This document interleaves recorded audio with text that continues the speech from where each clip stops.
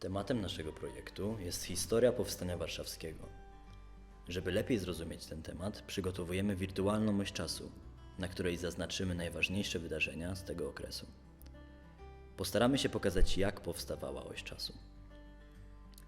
Przed przygotowaniem osi czasu poznaliśmy najważniejsze fakty związane z powstaniem warszawskim, co ułatwiło nam wybór wydarzeń, które umieściliśmy na osi czasu.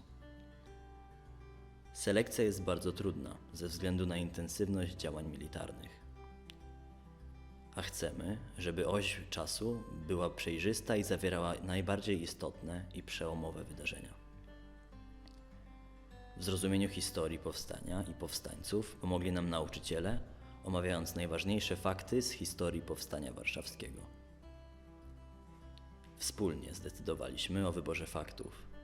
Spisaliśmy je na arkuszu papieru, aby później sprawnie stworzyć wirtualną oś czasu. Teraz gotowi byliśmy na przeniesienie informacji na wersję online. Podczas zajęć nauczyciele wytłumaczyli nam, jak zrobić oś czasu z wykorzystaniem strony Nightlab. Strona napisana jest w języku angielskim, gdzie w prosty sposób, krok po kroku, opisany jest sposób tworzenia tego narzędzia.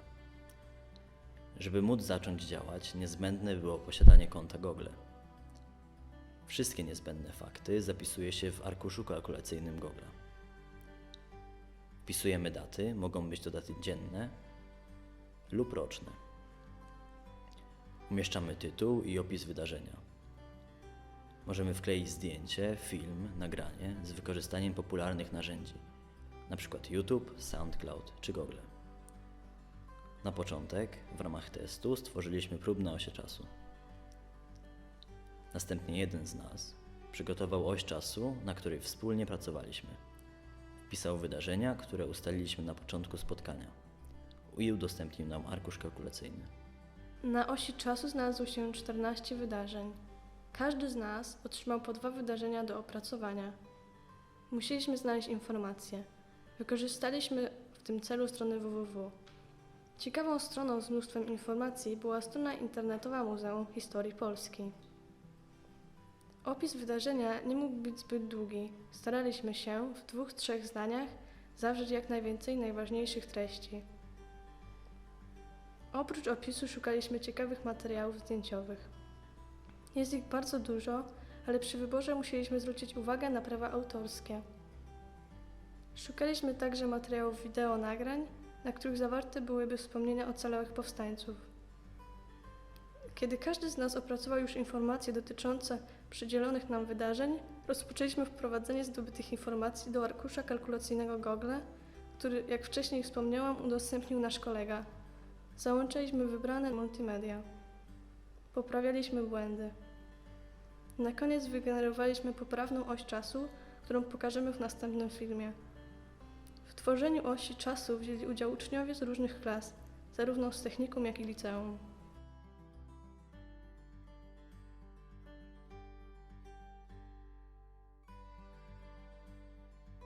Hej, nazywam się Marcelina Wrona, chodzę do klasy 1B.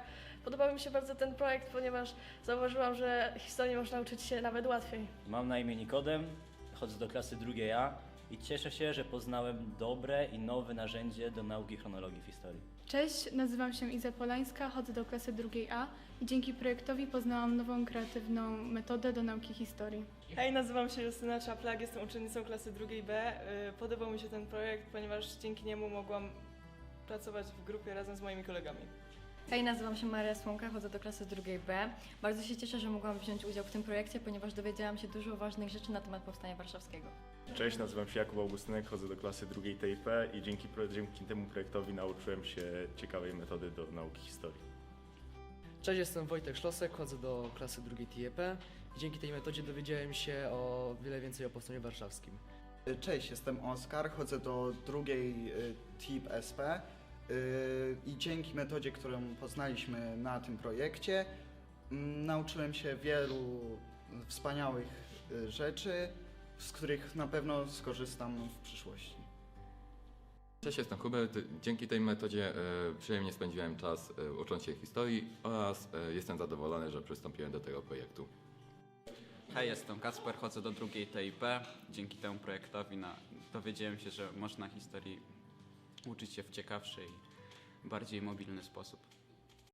Cześć, jestem Krystian z drugiej TIP i myślę, że nauka tą metodą jest zdumiewająco dobra.